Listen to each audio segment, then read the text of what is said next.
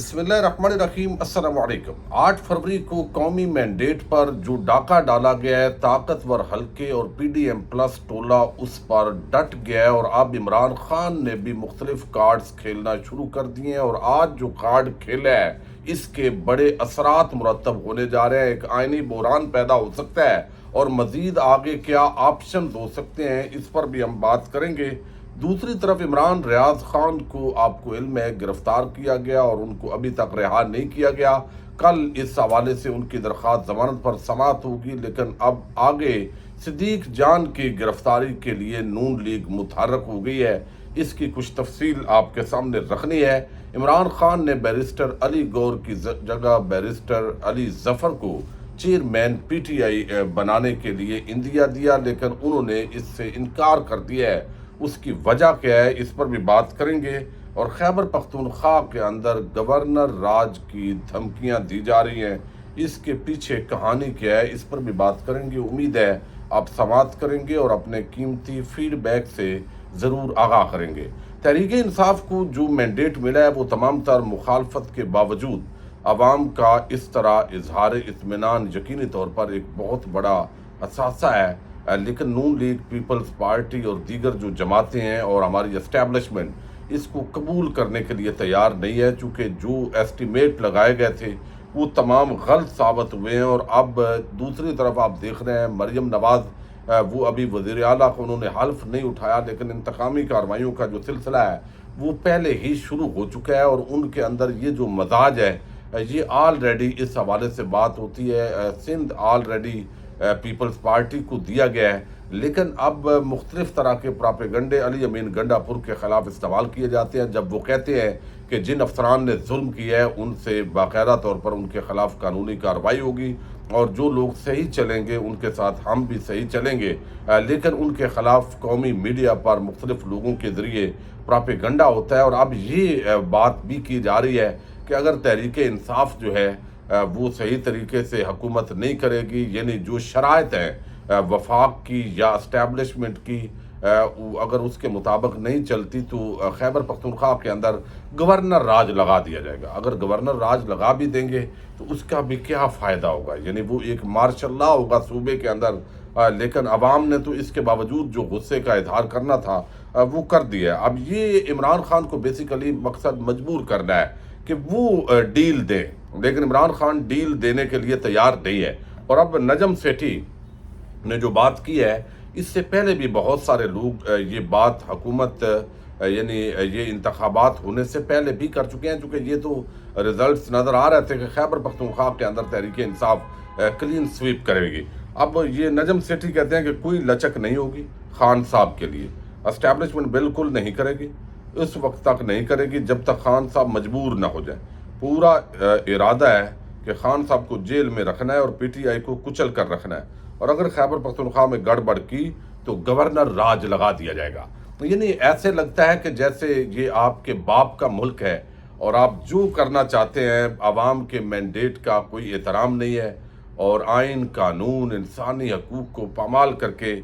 ये सारा कुछ जो है वो करने के लिए आप तैयार हैं। अब दूसरी तरफ इमरान खान ने 2 दिन पहले अडयाला जेल के अंदर जो मुलाकात हुई बैरिस्टर अली गौर और बैरिस्टर अली जफ़र और दीगर जो वहाँ पे टीम थी, तो अब चूँकि तहरीक इंसाफ से बल्ला छीना गया, उन्होंने अब इलेक्शंस करवाने हैं। अकबर एस बाबर दोबारा मुतहर्रक हो गया है, लेकिन इमरान खान ने इंदिया दिया कि बैरिस्टर अली जफ़र जो है उनको पार्टी का चेयरमैन बना दिया जाए। लेकिन अब बैरिस्टर जो अली जफ़र हैं वो इनकारी हो गए इस इलेक्शन के लड़ने से। अब इसकी एक बड़ी वजह तहरीक इंसाफ के जो लोग हैं उनका प्रेशर भी है, और बैरिस्टर अली जफ़र बेसिकली एक प्रोफेशनल वकील हैं, लेकिन वो सियासी जमात के उस तरह से रुकन नहीं है। सेनेटर वो ज़रूर पीटीआई की तरफ से हैं, लेकिन जब कारकुनान की तरफ से प्रेशर आता है, आगे से एस्टैब्लिशमेंट और अदलिया का एक अपना मजाज होता है, तो उसके मुताबिक फिर कारकुनान की तनकीद बर्दाश्त करना हर एक के जो है वो बस के अंदर नहीं होता। अब उन्होंने ये बात की है कि मफादात के मुमकिन टकराव के पेश नज़र पीटीआई चेयरमैन के उहदे से अपना नाम वापस ले रहा हूँ। मुश्किलात के शिकार पीटीआई 3 मार्च को ये बताया गया है کہ وہ کیوں لے رہے ہیں؟ وہ کہتے ہیں کہ جب میں چیئرمین ہوں گا تو اس کا مطلب ہے کہ میرے مفادات کا ٹکراؤ ہوگا، اور ٹکراؤ اس تناظر کے اندر انہوں نے ذکر کیا ہے کہ میں چاہوں گا کہ پھر عمران خان، یعنی وہ کہتے ہیں کوئی بھی یہ کہہ سکتا ہے، ان کو بے شک یہ خدشات ہیں اور پتہ ہے کہ جب جو ہے وہ چھوڑنا نہیں ہے عمران خان کو، یا جیسے دبا کے رکھنے کی نجم سیٹھی بات کر رہے ہیں، اگر اسٹیبلشمنٹ کا اس طرح کا پلان ہے تو پھر اعتراضات آتے ہیں جو مرکزی لیڈرشپ ہوتی ہے تحریک انصاف کی، تو وہ متنازع شاید نہیں ہونا چاہتے، اور وہ سمجھتے ہیں کہ پھر جو ہے وہ میرا یہ مفاد ہو سکتا ہے کہ عمران خان زیادہ عرصہ جیل میں رہیں اور میں پارٹی کا چیئرمین رہوں، تو میں اس ٹکراؤ کو نہیں چاہتا۔ اب اس کا بھی ایک الٹرنیٹ سلوشن جو ہے وہ ظاہر ہے تحریک انصاف کی طرف سے عمران خان سے جب کل ملاقات ہوگی کچھ لوگوں کی، تو ایک نیا نام جو ہے اس تناظر کے اندر آ سکتا ہے۔ دوسری طرف نون لیگ کی ابھی آپ دیکھ رہے ہیں کہ حکومت وفاق کے اندر نہیں بنی، مریم نواز نے کل وزیر اعلیٰ بننا ہے، لیکن اس سے پہلے انتقامی کارروائیاں شروع ہو گئی۔ مریم نواز کو وہ جیسے عمران ریاض نے بتایا کہ سلامی پیش کی گئی ہے، چونکہ وہ تنقید کر رہے تھے مسلسل عمران ریاض خان، جن کو پہلے 4 مہینے جو ہے وہ اندھیرے میں رکھا، جیل میں رکھا یا کسی نامعلوم جگہ پہ رکھا گیا، اور اب دوبارہ جو ہے ان کو گرفتار کیا، اور بڑا بھونڈا قسم کا اینٹی کرپشن کا یہ کیس ہے۔ بے شک مقصد جو ہے وہ صحافیوں کو انتقامی کارروائی کا نشانہ بنانا ہے، جو اس پورا جو پلان ہے جس کے تحت عوام کے مینڈیٹ پہ ڈاکہ ڈالا گیا ہے، اس کو جو لوگ بھی ایکسپوز کر رہے ہیں، جو بھی شریف اور زرداری خاندان کی جو آئین اور جمہوریت پر حملے ہیں اس کو ایکسپوز کرتا ہے تو اس کو پکڑ لیا جاتا ہے۔ اب بڑی ایک کمپین چل رہی ہے کہ صدیق جان کو بھی گرفتار کیا جائے، اور یہ کون چلا رہے ہیں؟ یہ نون لیگ کے سوشل میڈیا ٹیم کے جو لوگ ہیں وہ اس معاملے کے اندر متحرک ہے، یعنی ان کو ایسے لگا ہے کہ ان کو اقتدار زبردستی دے دیا گیا ہے، فارم 47 کی ان کی حکومت ہے، اور اب پورا جو پنجاب ہے اور وفاق کے جو ادارے ہیں وہ ان کے ملازم ہیں، ان کے ذاتی نوکر ہیں، اور انہوں نے جس کی طرف اشارہ کرنا ہے اس کو اٹھا لیا جائے گا۔ بھئی آپ کی انہی حرکتوں کے خلاف پہلے عوام نے ووٹ دیا ہے، آپ کا یہ انتقام کی جو سیاست ہے، آپ کا یہ جو ظلم جبر ہے، اسی کے خلاف تو عوام نے آپ کے خلاف بغاوت کی ہے۔ اگر آپ یہ ہتھ کنڈے مزید استعمال کریں گے تو اگلا الیکشن تو کوئی زیادہ دور نہیں ہوگا، پھر آپ کے ساتھ یہی ہوگا، اور شاید یہ بات آپ کی سمجھ میں نہ آئے۔ اور اس طرح اب تکلیف کیا ہے صدیق جان سے کہ وہ بات کرتے ہیں اصول کی، وہ بات کرتے ہیں آئین اور قانون کی، وہ بتاتے ہیں کہ شریف خاندان کا جو کنڈکٹ ہے وہ کیا ہے، کس طرح انہوں نے ووٹ کو عزت دو کو پاؤں تلے روندا ہے، مریم نواز کس طرح منتقم مزاج ایک خاتون ہے، اور پھر ان کے ساتھ شہباز شریف اور نواز شریف انہوں نے کس طرح جو ہے وہ گھٹنے ٹیکے ہیں، بوٹ پالش کیے ہیں، اور اس کے نتیجے کے اندر وہ یہ لندن پلان جو مبینہ ہے اس کے تحت وہ یہ ابھی جو اچیومنٹس لے رہے ہیں، اور یہ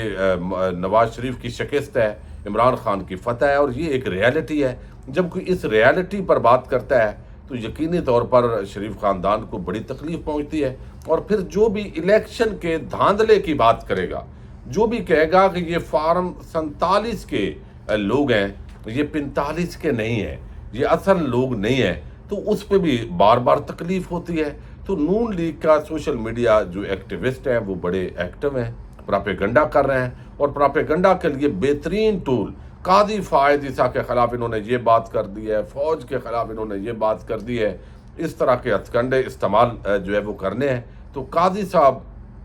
جو ہے ان کے کندھے پہ رکھ کے لوگ اپنا سکور سیٹل کر رہے ہیں، لیکن ان کو شاید اس بات کی سمجھ نہیں آ رہی، یا وہ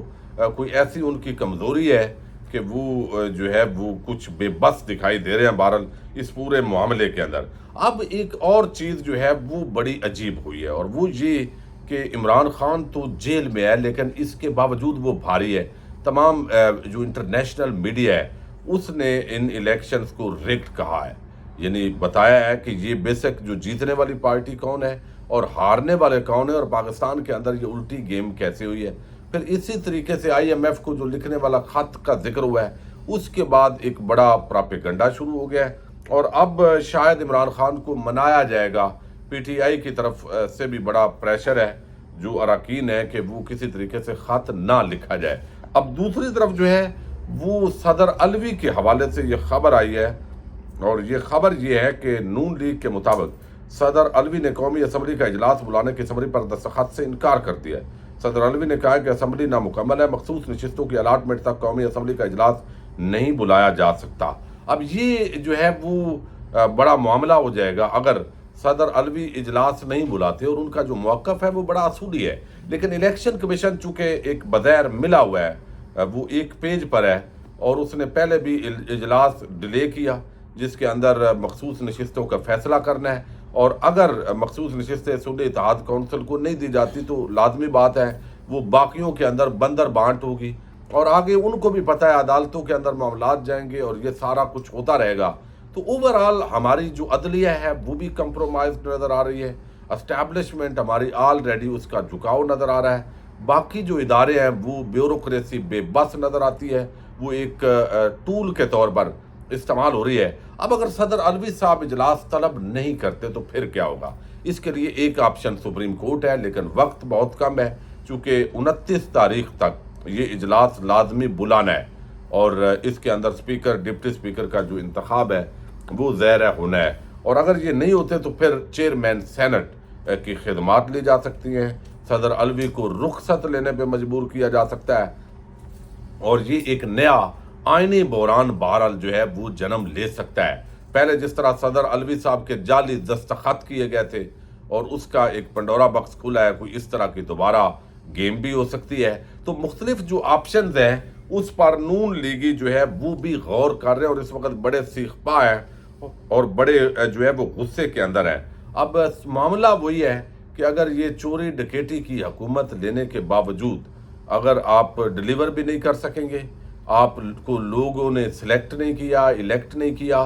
آپ ایک قبضہ گروپ کے طور پر پاکستان پر رول کر رہے ہیں پنجاب کے اندر، وفاق کے اندر، تو اس کا کیا امپیکٹ ہوگا عالمی دنیا کے اندر، کیا عزت اور وقار رہ جائے گا؟ یہ معاملہ شاید سوچنے سے زیادہ ہمارے طاقتور حلقوں کو عمران خان کو فکس کرنے کی اور ان سے انتقام لینے کا شاید زیادہ وہ ٹینشن ہے۔ تو آنے والے دنوں کے اندر جو سوشل میڈیا پر بہت سارے جو لوگ ہیں ان کے خلاف جو ہے وہ ایکشن ہو سکتا ہے قاضی صاحب کے کندھے پہ رکھ کے۔ لیکن کل جاتے جاتے ایک خبر آپ کے سامنے رکھ دوں، جو تھانہ ٹیکسلا کے اندر ایک ASI نے بزرگ خاتون پر تشدد کیا تھا، جو انتہائی گھٹیا کردار کا مالک تھا، اور اس نے اپنا آپ دکھایا، تو اس کو کل معطل کر دیا تھا CPO راولپنڈی نے، اور اب یہ بتایا گیا ہے کہ باقاعدہ طور پر اس کو برخاست کر دیا گیا ہے، نوکری سے نکال دیا گیا ہے۔ یہ بڑا اچھا اقدام ہے، اور لوگوں کے گھروں پہ حملے کرنا، اس طرح عورتوں کی تذلیل کرنا، اس طرح کے لوگوں کا کسی بھی ڈپارٹمنٹ رہنے کا کوئی رائٹ نہیں ہے، اور اس طرح اور بھی جو لوگ ہیں جو لوگوں کے گھروں پہ حملہ آور ہوئے ہیں ان کو بھی اسی طرح نشان عبرت بنانے کی ضرورت ہے۔ تو آئینی بحران، غیر یقینی صورتحال، سیاسی عدم استحکام، سندھ کے اندر بھی حالات کشیدہ، ان حالات کے اندر جو ہے حلف برداریاں تو ہو جائیں گی، لیکن اس کے بعد ڈنڈے کے زور پہ شاید پاکستان کے اندر معاشی استحکام نہیں آ سکے گا۔ اجازت دیجیے گا۔ پاکستان زندہ باد، پاک فوج پائندہ باد۔